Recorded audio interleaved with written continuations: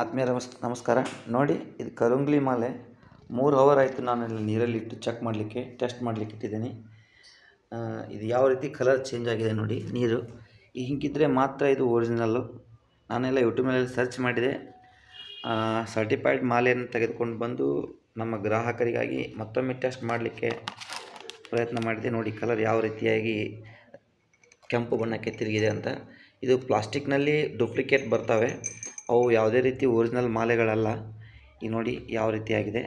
ಮತ್ತು ಪ್ಲಾಸ್ಟಿಕ್ಕಿಗೂ ಮತ್ತು ಇದಕ್ಕೆ ಡಿಫ್ರೆನ್ಸ್ ಏನಪ್ಪ ಅಂತಂದರೆ, ಇದು ಶೈನಿಂಗ್ ಇರುವುದಿಲ್ಲ, ರಫ್ ಆಗಿರ್ತದೆ.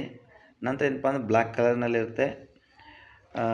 ಇದು ನೀರಿನಲ್ಲಿ ಇಟ್ಟಾಗ 1 ಅವರ್ ಇಟ್ಟರು ಅಥವಾ 4 ತಾಸು ಇಟ್ಟಾಗ ಈ ರೀತಿ ನೀರಿನ ಬಣ್ಣ ಬದಲಾವಣೆ ಆಗ್ತದೆ. ಇದು ಶುದ್ಧವಾಗಿರ್ತಕ್ಕಂಥದ್ದು, ನ್ಯಾಚುರಲ್ ಆಗಿರ್ತಕ್ಕಂಥದ್ದು ಒಂದು ಮಾಲೆ ಆಗಿರ್ತದೆ. ನೀವು ಬೇಕಾದರೆ ಪರೀಕ್ಷೆ ಮಾಡ್ಬೋದು.